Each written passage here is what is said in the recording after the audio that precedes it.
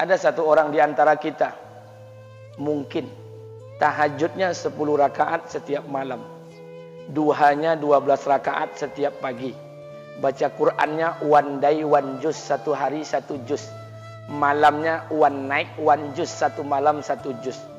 Satu keluarga di antara kita ini puasanya luar biasa Senin Kamis. Satu keluarga berpuasa Senin Kamis. Tak cukup puasa Senin Kamis, dia puasa Nabi Daud. Sehari puasa, sehari tidak, sehari puasa, sehari tidak. Tak cukup dia puasa Nabi Daud, dia puasa-puasa sunnah lainnya. Istrinya nutup aurat dengan sempurna, pakai nikob, pakai cadar, pakai purda, pakai manset, pakai kos kaki. Suaminya 5 waktu ke masjid tak tertinggal takbiratul ula. Anak-anaknya di pondok pesantren hafiz dan hafizah.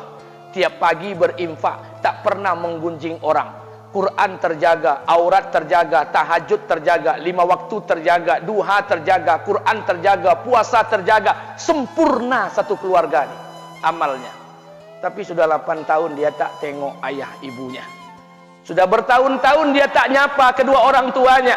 Sudah bertahun-tahun dia tak berhubungan baik dengan ayah ibunya. Sudah berminggu-minggu dia berkelahi dengan ayah ibunya.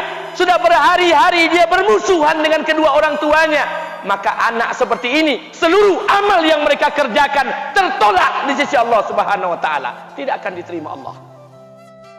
Sebaliknya, kalau ada di antara kita hari ini yang pandai melayani ayah ibunya, tidak ada uang ayah ibu dia kasih uang, tak ada rumah ayah ibu dia buatkan rumah, sakit ayah ibu dia bawa ke rumah sakit, dirawat ayah ibunya dia jaga, kotoran ayah ibunya dia bersihkan pakai tangannya sendiri. Ada di antara kita hari ini yang membersihkan kotoran ayah ibunya lebih dia nikmati daripada makanan yang ia sukai.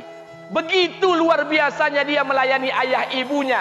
Tapi dia tinggalkan solat, dia injak-injak perintah Allah, dia tinggalkan perintah Allah dengan mutlak. Maka kebaikan satu orang anak ini kepada ayah ibunya seluruhnya tidak diterima Allah Subhanahu wa taala. Atau jangan-jangan inilah yang menjadi penyebab amal kita tak diterima Allah. Atau jangan-jangan inilah yang menjadi penyebab amal kita tertolak di sisi Allah. Kita solat juga, kita sujud juga, kita puasa juga, kita ngaji juga, kita dengarkan ceramah juga. Maka oleh karena itu, Pak, Bu, ayah kita tuh tinggal di kampung, ayah ibu tinggal di kampung sana. Terkadang ayah ibu kita tak sekolah, SD, SMP, SMA tak tamat. Dia sekolahkan kita SD, SMP, SMA, S1, S2, S3 dengan harapan hidup kita lebih baik daripada keadaan dia sekarang. Tapi apa yang membuat kita jarang untuk menjenguk mereka? Saya ingin sampaikan buat kita bersama. Ayah ibu kita tak tahu kita ni eselon 1, eselon 2, Pak. Ayah ibu kita tak tahu pangkat PNS kita 3A, 3B, 3C, 3D, 4A, 4B, 4C, 4D. Ayah ibu kita tak tahu kita ni public figure. Ayah ibu kita tak tahu dan tak mau tahu. Yang dia tahu kita ni anaknya. Ayah ibu kita tak tahu kita punya sawit berapa. Ayah ibu kita tak butuh mobil kita. Dia tak butuh rumah kita. Tapi yang dia butuhkan kita. Apa yang membuat kita jarang untuk menjenguk mereka? Tahun 2016 di Masjid Damai Langgeng, saya diundang ceramah di sana. Habis pulang ceramah, saya baca WA SMS. Ada seorang ustadz Pekanbaru kirimkan WA dengan saya. Saya baca 2 kali, air mata saya menetes. Kenapa? Karena WA itu berisi cerita satu orang ibu sedang menelpon anaknya. Ibunya nelpon anaknya. Assalamualaikum nak. Waalaikumsalam kata anaknya. Kata ibunya, nak, sudah 1 bulan kau tak tengok ibu. Apa yang membuat engkau berhalangan nak? Apakah kau sibuk dengan pekerjaanmu? Minggu yang kedua ibunya telpon lagi. Assalamualaikum nak. Kata anaknya, waalaikumsalam. Kata ibunya, nak, ibu dapat kabar apa engkau baru beli mobil baru. Apa betul nak? Kata anaknya, betul bu. Kata ibunya, alhamdulillah nak, ibu bangga. Kau pandai menyenangkan hati anak istrimu. Minggu yang ketiga ibunya telpon lagi. Assalamualaikum nak. Kata anaknya, waalaikumsalam. Kata ibunya, nak, ibu dapat kabar bahwa engkau baru beli rumah baru. Apa betul nak? Kata anaknya, betul bu. Kata ibunya, alhamdulillah nak, ibu senang kau bertanggung jawab dengan anak istrimu. Minggu yang keempat ibunya telpon lagi. Assalamualaikum nak. Waalaikumsalam. Kata ibunya, nak, tadi ibu pergi ke pasar, ibu jumpa temanmu di pasar. Kata temanmu di pasar, temanmu banyak bercerita tentang kamu.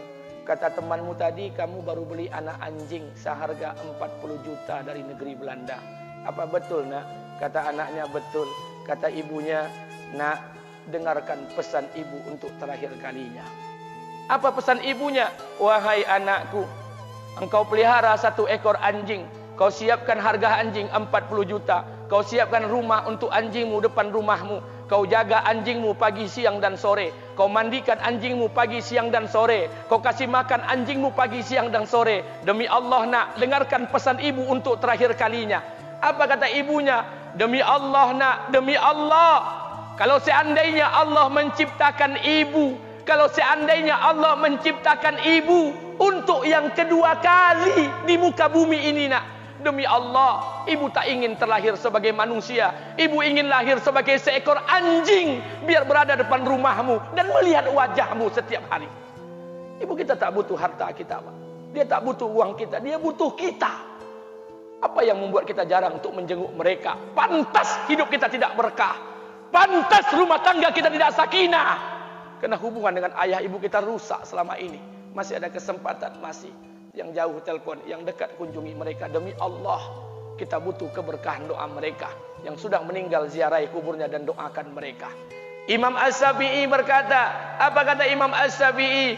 Manusia zalim, manusia bodoh, kalian tak tahu apabila ayah dan ibu kalian mengangkat tangan di malam hari, dia berdoa kepada Allah untuk anaknya. Doanya cuma sekali, malamnya cuma sekali, hanya sekali saja doanya. Apa kata Imam Syafi'i? Sekali doa ayah dan ibu kalian sudah cukup bagi Allah untuk menjadikan kalian anaknya berkah dunia akhirat. Hari ini berapa banyak doa ayah dan ibu kita, tapi tidak ada keberkahan buat anak mereka. Kenapa? Hati mereka tersakiti. Maka pulang, Pak, cari mak bapak kita. Kita punya rumah hari ini, Bu, kita punya rumah, punya harta, punya uang, punya pekerjaan, punya kekayaan, punya sawit. Kita jadi orang hari ini jadi pegawai bukan kena sarjana kita, Pak. Kita jadi orang hari ini bukan kena otak kita. Kita jadi orang hari ini bukan kena kepintaran kita. Kita jadi orang hari ini jangan-jangan kena keberkahan doa ayah dan ibu kita yang tak pandai tulis baca di kampung sana. Cari mak bapak kita, Pak. Demi Allah, kita butuh keberkahan doa mereka. Apa guna di kehidupan dunia sementara Allah tidak ridho dengan kehidupan kita? Pantas amal kita tertolak di sisi Allah. Maka pulang ke rumah cari mak dan bapak kita yang masih hidup, duduk bersama mereka. Kalau seandainya kita tak bisa membahagiakan mereka, jangan pernah menyusahkan mereka. Kalau seandainya kita tak bisa membuat mereka tertawa, jangan pernah membuat mereka menangis. Demi Allah, kita hanya punya 1 ayah kandung. Kita hanya punya 1 ibu kandung. Tidak akan ada ayah kandung yang kedua. Tidak akan ada ibu kandung yang kedua. Harta kita cuma 1. Ayah kita cuma 1. Ibu kita cuma 1. Tidak akan ada ayah kandung yang kedua. Tidak akan ada ibu kandung yang kedua. Pangkat jabatan bisa dicari, harta bisa diraih. Kesempatan membahagiakan ayah dan ibu kita hanya sekali di kehidupan dunia ini, Pak. Pulanglah. Ketika mereka memanggil, tinggalkan istri, tinggalkan pekerjaan, tinggalkan semua proyek kita. Demi Allah, datangi mereka. Kata Nabi, sesaat kalian duduk bersama ayah dan ibu kalian akan mendatangkan keberkahan. Kenapa kalian tidak duduk bersama mereka? Jangan-jangan inilah yang menjadi penyebab amal-amal kita tertolak di sisi Allah.